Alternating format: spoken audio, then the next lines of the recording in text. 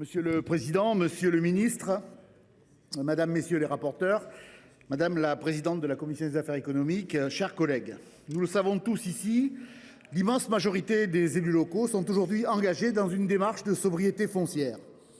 La loi Climat et Résilience, directement inspirée des propositions de la Convention citoyenne pour le climat, votée en 2021 par la majorité sénatoriale, a fixé deux objectifs pour accélérer cette transition nécessaire. La réduction de moitié de l'artificialisation dans les années 2030 et le zéro artificialisation nette au niveau national en 2050. Pour le groupe socialiste, la marche à suivre était claire dès le début et nous n'avons jamais dévié. En revanche, dès 2021, nous avions souligné la nécessité de territorialiser la mise en œuvre. Nous avions déjà demandé au gouvernement de la lisibilité, une concertation ascendante, une égalité de traitement entre territoires et surtout des moyens d'accompagnement. Or, 4 ans plus tard et 2 propositions de loi plus tard, force est de constater que les blocages demeurent. Il y eut d'abord la loi d'initiative sénatoriale du 20 juillet 2023 visant à faciliter la mise en œuvre des objectifs de zéro artificialisation nette au cœur des territoires.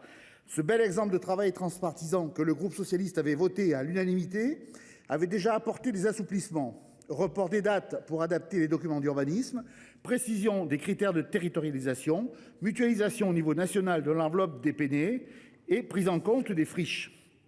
Cela n'a pas semblé suffisant et vient aujourd'hui la proposition de loi visant à instaurer une trajectoire de réduction de l'artificialisation concertée avec les élus locaux, dite TRACE. Or, on voit bien, même si c'est subtil, que ce texte pose de mauvaises questions dès son intitulé. Et son contenu confirme qu'il n'apporte pas les bonnes réponses. La plupart des régions ont déjà révisé leur SRADET. De nombreuses communes ont engagé du temps et des considérables moyens financiers pour réviser leurs documents d'urbanisme en prenant l'objectif de sobriété foncière en compte. Voulez-vous les placer dans une situation d'insécurité juridique en rendant tout ce travail caduc ? Imaginez les disparités régionales qu'une telle remise en cause entraînerait entre celles qui auront respecté la trajectoire et celles qui devront remettre l'ouvrage sur le métier et celles qui n'ont pas encore avancé sans avoir une jauge permettant de vérifier si l'objectif sera bien respecté. Nous ne pouvons accepter ce texte en l'état. Nos amendements s'emploieront donc à rétablir certaines dispositions que nous estimons indispensables.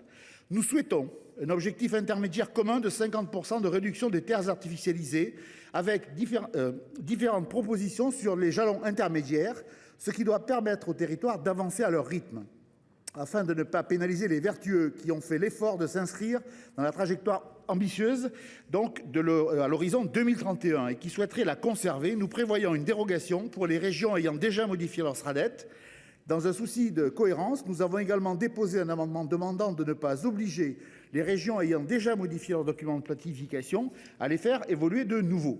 Comme nous l'avions fait en 2023, nous proposons à nouveau d'expérimenter un dispositif de pondération au bénéfice des projets faiblement artificialisants. Cela s'inscrit dans l'idée de territorialisation que nous préconisons depuis 4 ans et qui permettrait également de mieux intégrer la préservation des sols dans les politiques d'aménagement. La notion d'espace urbanisé en bordure de l'enveloppe urbaine, dont l'interprétation risque de varier d'une commune à l'autre et qui risque de créer des conflits permanents en plus de favoriser un mitage est trop évasif pour être conservée. Nous proposerons également de supprimer le double décompte imposé aux SCOT pour le suivi foncier, ce qui en l'espèce constitue une mesure de simplification cohérente.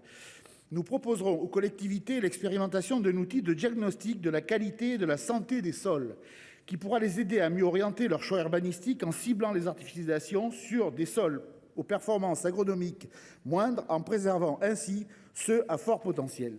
Toujours dans la perspective d'aider les communes qui sont déjà engagées dans une trajectoire de réduction foncière, nous souhaitons encourager les projets favorables à la neutralité climatique afin que la territorialisation des enveloppes foncières ne puisse pas empêcher les communes de réaliser les projets favorisant la transition écologique.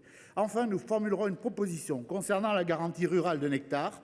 Ce dispositif a rapidement été dévoyé. Nous avions déjà demandé au gouvernement de l'époque des garanties sur sa mise en œuvre. Et aujourd'hui, tout le monde s'accorde pour le reconnaître comme complexe. Il rend difficile l'application de certains critères de territorialisation et entraîne parfois un gel du foncier, soit l'inverse de l'objectif recherché. Nous proposons donc une clause de revoyure à créer au plus tard en 2028 pour vérifier sa bonne articulation avec le dispositif de mutualisation et son impact sur l'enveloppe foncière.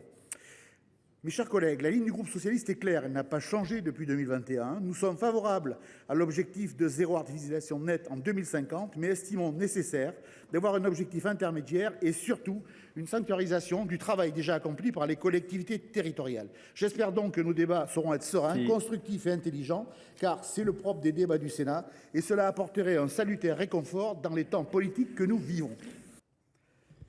Monsieur le Président, Monsieur le Ministre, Madame la présidente de la Commission, Madame et Messieurs les rapporteurs, mes chers collègues. À l'automne dernier, 3 de nos commissions permanentes étaient réunies pour adopter dans un élan quasi œcuménique un rapport d'information issu des travaux du groupe de suivi transpartisan sur la mise en œuvre du ZAN. Je salue d'ailleurs l'esprit de dialogue qui a guidé nos réflexions et l'attachement du président Guislain Cambier et du rapporteur Jean-Baptiste Blanc à le faire vivre. Aujourd'hui, la situation s'avère quelque peu différente et les raisons à cela ne manquent pas. En effet, à l'aube de l'examen de cette proposition de loi dite Trace, nos sentiments oscillent entre une déception latente, des manques criants et une inquiétude majeure. Une déception car en dépit de l'étendue et de la richesse des auditions menées par le groupe de suivi, nous ne retrouvons pas dans cette proposition de loi l'exhaustivité des constats réalisés et surtout des préconisations émises en conclusion de nos travaux. Elles ne manquent pourtant pas et permettent d'embrasser toutes les facettes du ZAN, de ses limites comme de ses opportunités. Et des absences criantes se font donc jour dans ce texte. 2 d'entre elles sont particulièrement dommageables. La première concerne l'ingénierie. Aussi bien lors des auditions qu'à l'occasion d'enquêtes réalisées auprès des élus locaux, comme cela a été rappelé, nous avons pu mesurer le besoin urgent qu'ils manifestent à disposer d'outils leur permettant d'appliquer concrètement et aisément la sobriété foncière. Si les élus souscrivent majoritairement à cet objectif, l'exigence de mise en œuvre du ZAN, sans une ingénierie digne de ce nom, revient à leur demander de gravir le Mont Blanc uniquement muni d'une paire de moufles. Et une ingénierie digne de ce nom ne pourra voir le jour sans une massification de l'accompagnement des collectivités, notamment rurales.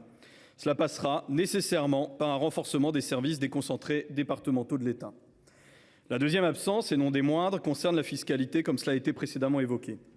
Régulièrement évoquée et malheureusement à ce jour non traitée malgré les travaux sénatoriaux menés par notre collègue Jean-Baptiste Blanc, elle constitue pourtant l'indispensable chemin vers un changement de modèle. En l'occultant, nous faisons de la résorption des friches et de la rénovation du bâti vacant une course d'obstacles souvent infranchissable alors même qu'il représente un gisement foncier considérable. Le texte provoque également une inquiétude manifeste quant à l'insécurité juridique qu'il fait courir aux élus locaux par la suppression, un brin hypocrite, de l'objectif intermédiaire de moins 50% de consommation des terres agricoles et naturelles. Car si cette étape disparaît en cas d'adoption en l'état de l'article 2, le zéro artificialisation nette en 2050, quant à lui, demeure. Dès lors, comment juger du bon respect par les collectivités territoriales de la trajectoire de sobriété foncière et donc de l'atteinte finale du ZAN en l'absence de tout jalon intermédiaire et avec la suppression de l'enveloppe décennale de 125 000 hectares. En légiférant dans cette direction, nous risquons d'ouvrir une boîte de Pandore juridique où les conflits interprétatifs seront légion et dont les élus locaux seront assurément les premières victimes. Il s'agit là de l'une des nombreuses limites évoquées il y a quelques instants par notre collègue Christian Redon-Sarrazy. Mes chers collègues, Edgard Pisani déclarait « Aménager le territoire, c'est prendre conscience de l'espace français comme richesse et comme devoir. La richesse de notre pays réside dans son incomparable géographie et des ressources naturelles à nul autre pareil. Mais ces richesses portent en elles des fragilités dont la surconsommation foncière et l'appauvrissement des sols figurent parmi les principaux symboles. Et face aux conséquences du changement climatique, notre devoir est de porter une vision durable de l'aménagement du territoire national, fondée sur la cohésion entre les villes et les campagnes, la sobriété dans l'usage des sols et l'audace d'une transition écologique ambitieuse. Hélas, à ce stade, ce texte ne répond manifestement pas à cette ambition et nous espérons que le débat qui s'ouvre ce soir viendra en combler les principales lacunes. Je vous remercie.